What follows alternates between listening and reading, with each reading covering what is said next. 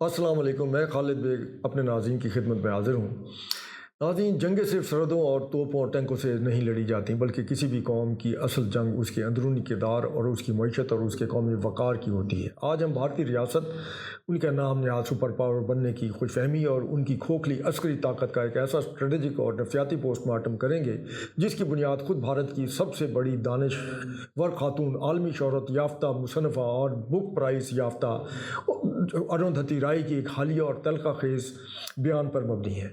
अरुंधति राय ने भारतीय हुकूमत, उनकी खारजा पॉलिसी और इंडियन सोसाइटी के मुंह पर वो आईना रखा है या तमाचा मारा है जिसने पूरे भारत के अंदर एक अजीब सी एक इसतरा पैदा कर दी है।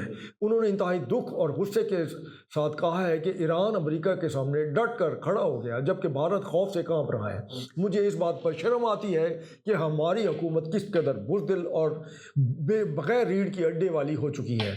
एक वक्त था जब हम एक गरीब मुल्क थे और हमारे लोग इंतहाई गरीब थे, लेकिन हमारे पास फ़ख्र और वक़ार था। आज हम एक अमीर मुल्क हैं, लेकिन हमारे लोग बेहद गरीब हैं और बेरोज़गार हैं, जिन्हें अब रोटी के बजाय नफ़रत, जहर और झूठ की खुराक खिलाई जा रही है।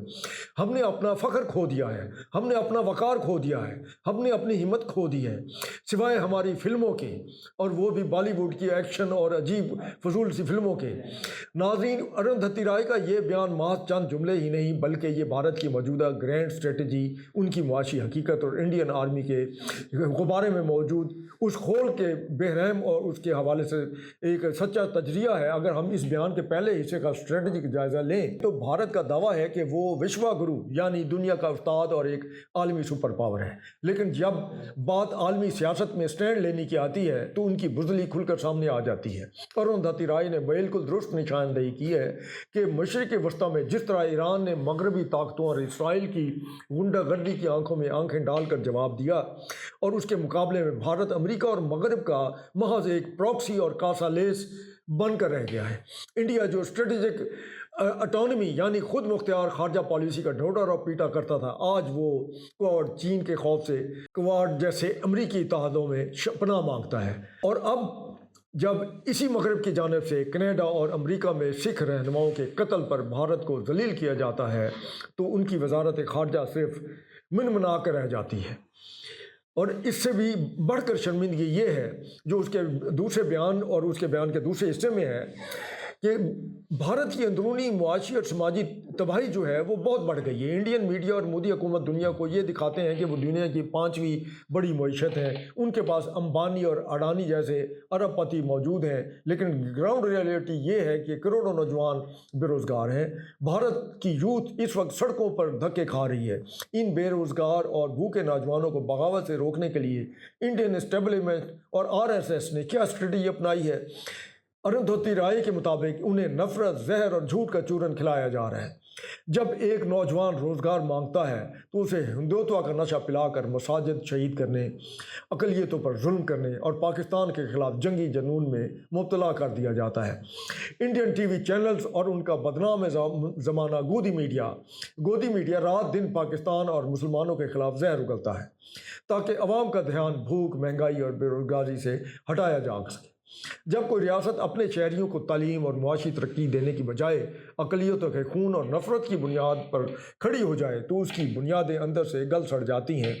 और यही हकीकत है जो अरुंधति राय ने खुलकर अपने स्टेटमेंट में दी है। और नाज़रीन, इस बयान का आखिरी जुमला दिफाई और मिलिट्री स्ट्रेटजिक्स जो हैं उनके लिए सबसे ज़्यादा अहमियत का हामिल है, जब वो कहती हैं कि हमने अपनी हिम्मत खो दी है और सिवाय हमारी फ़िल्मों के ये इंडियन आर्मी और उनके दिफाई बयानिए के मुँह पर सबसे बड़ा ज़ोरदार तमाचा है।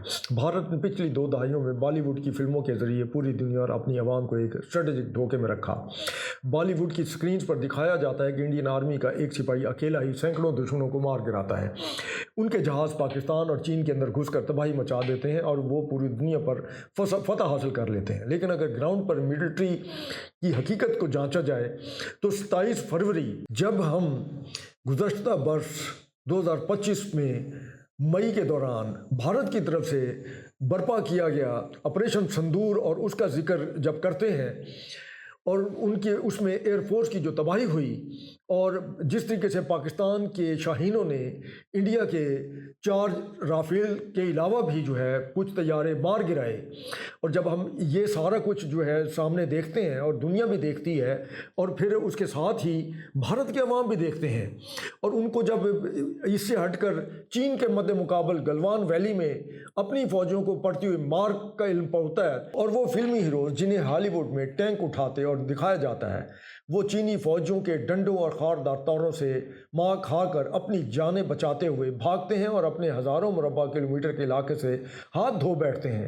جب ایک قوم حقیقی میدان جنگ میں بلدر ثابت ہوتی ہے تو اپنی تسکین کے لیے سکرینوں پر جھوٹی فلمیں اور جھوٹے بیانیے اور جھوٹے سرجیکل سٹرائکس کے ڈرامے رچاتی ہے تاکہ ان کی عوام ان سے سوال نہ پوچھ سکے۔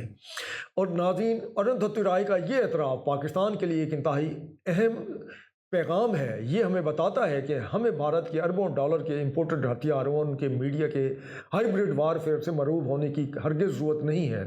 بھارت اس وقت ایک ایسے کھوکھلے غبارے کی مانند ہے جس کے اندر ہندوتوا کی نفرت، غریبی اور جھوٹ بھرا ہوا ہے۔ اقلیتوں کے استحصال اور پروپیگنڈے کے سہارے زندہ ہو، وہ کسی بھی بڑی بیرونی جنگ کے پہلے ہی جھٹکے میں تاش کے پتوں کی طرح بکھر جاتا ہے۔ پاکستان کی افواج کا پیشہ ورانہ کردار اور عوام کا ان پر غیر متزلزل اعتماد ہی وہ حقیقی طاقت ہے جس نے اس بالی ووڈ اور فاشسٹ ریاست کو اپنے قدموں پر روکے ہوئے ہے۔ آج دنیا کا ہر باشعور انسان بھارت کی اس نام نہاد چمک دمک کے پیچھے چھپے اس بھیانک بزدل اور ظالم چہرے کو پہچان چکا ہے جو مودی کی شکل میں، ہندوتوا کے حکمرانوں کی شکل میں، اور اقلیتوں پر مظالم اور ان کے لیے نسل کشی اور اس حوالے سے وہاں کی جانے والی قتل و غارت گری کے حوالے سے ان کا جو اصل چہرہ ہے وہ اب دنیا بھی پہچان چکی ہے۔